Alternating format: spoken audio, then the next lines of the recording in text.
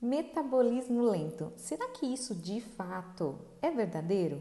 Será que depois dos 35, 40 anos, o meu metabolismo começou a ficar um pouco diferente? Bom, no vídeo de hoje eu vou te trazer todas essas informações para de uma vez a gente resolver essas dúvidas. Então, será que de fato, após os 35, 40 anos, a gente tem mudanças de fato no nosso metabolismo? Olha, eu vou te dizer que sim, existem algumas mudanças, mas contudo elas são muito pequenas, muito mesmo, tá bom? Tanto que, na verdade, se o nosso metabolismo fosse tão lentificado dessa forma, nós não teríamos, por exemplo, mulheres magras depois dos 35 e 40 anos.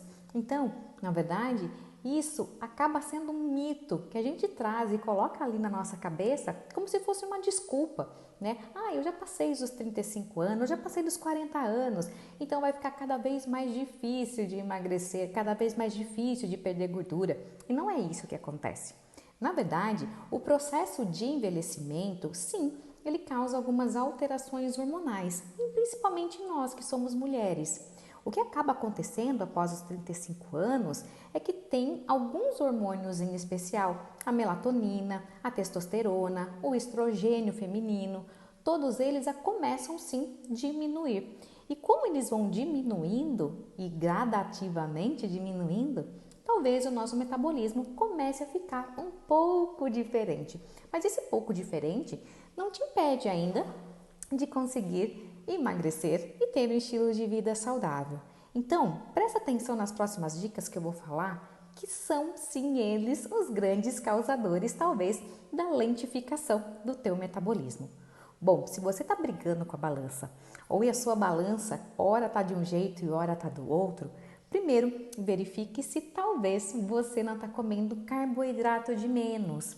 O que acontece muitas vezes é que o carboidrato ele é realmente o nosso gestor de energia do nosso corpo. Então, se você restringe muito a tua alimentação e come muito pouco carboidrato, quase sempre o seu metabolismo vai ficar lentificado. Então, uma boa estratégia não é aquela estratégia que sai cortando o carboidrato.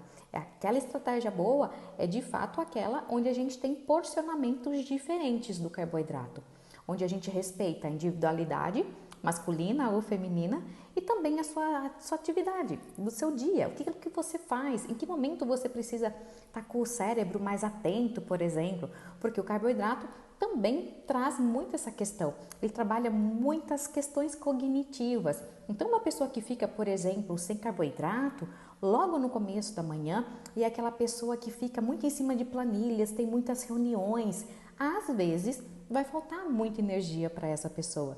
Então, pensa comigo, carboidrato zero não tem significado nenhum no nosso estilo de vida, tá bom? A gente precisa sim saber dosar esse carboidrato.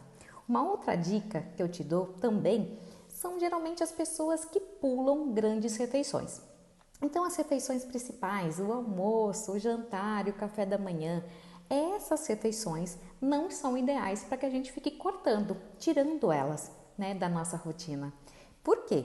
Exatamente pelo mesmo processo.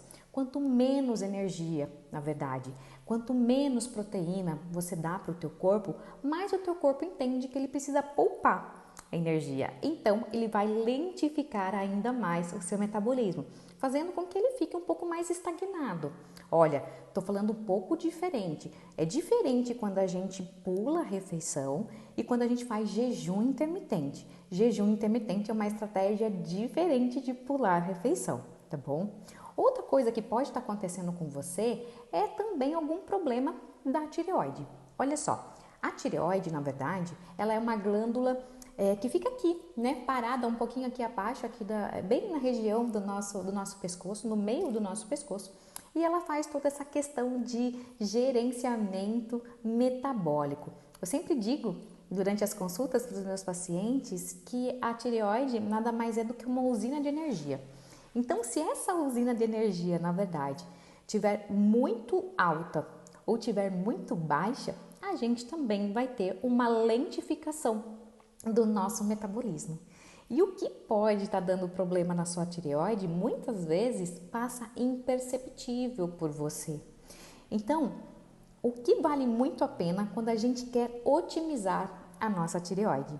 A gente, por exemplo, não ficar ingerindo água de garrafa plástica, tá bom? Sabe essas garrafinhas plásticas que geralmente a gente transporta para cima e para baixo com a nossa água? Bom, ali tem uma grande quantidade de bisfenol A. E o bisfenol A, quando cai na nossa corrente sanguínea, se torna muito tóxico para os nossos órgãos, mas principalmente para a nossa tireoide. Então, sempre que transportar a tua água, coloque em vidro ou coloque em cerâmica, são as nossas melhores opções.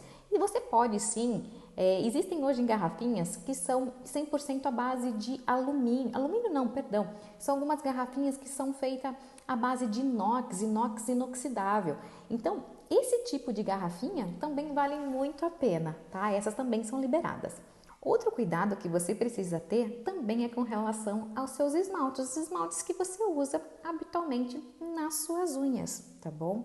Hoje em dia, a gente já encontra no mercado, bem fácil, esmaltes que tem aquela rotulagem 5 free, 7 free, 10 free. O que é, na verdade, esses compostos?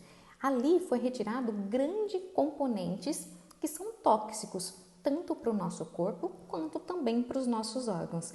Então vale muito a pena você, além de espaçar a esmaltação das suas unhas, também procurar utilizar esmaltes que tenham esse tipo de rotulagem, tá bom?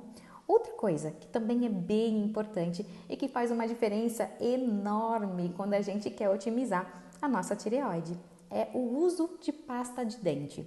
A pasta de dente, quase sempre, a gente vai escolher aquela pasta de dente que deixa os nossos dentes mais branquinhos, que tem grande quantidade de flúor. E tá aí o grande problema. O flúor é um grande problema quando cai na nossa corrente sanguínea. Então, escolha pastas de dentes sem flúor. Você já percebeu que pasta de dente de criança não tem flúor?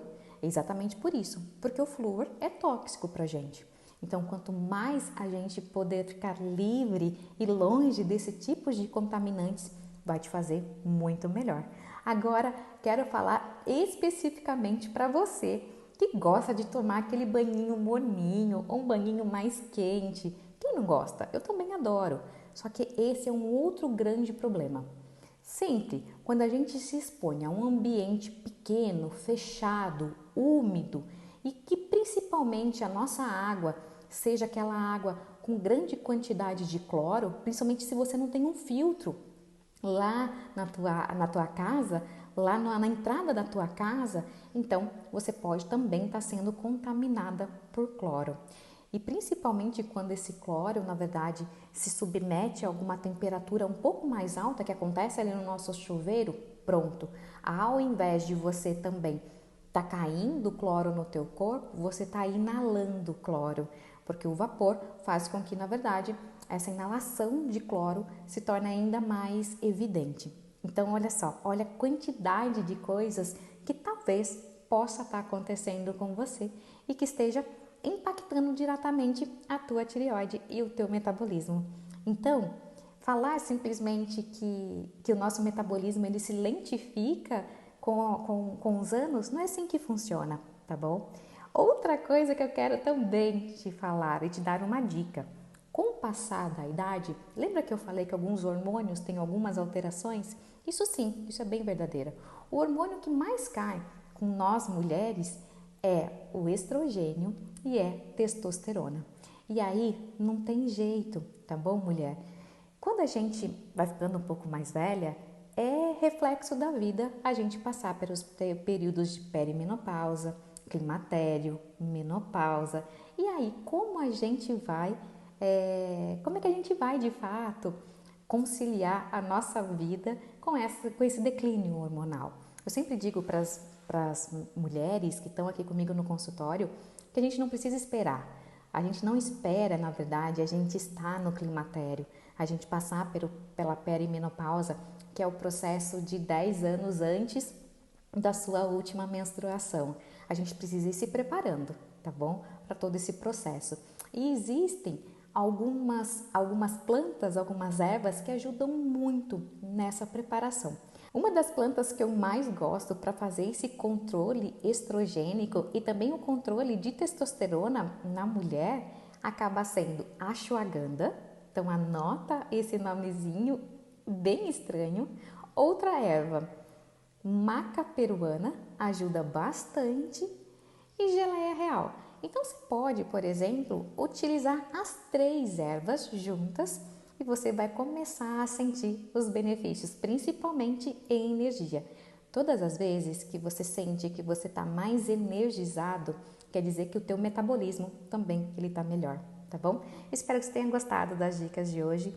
E é exatamente isso, tá bom? Para que a gente tenha qualidade de vida, para que a gente de fato conquiste o corpo que a gente tanto quer e deseja, a gente precisa seguir um passo a passo. Mas eu tô sempre aqui para te entregar um melhor programa e para te deixar sempre essas dicas bem especiais, tá bom? Um beijo e até a próxima. Até!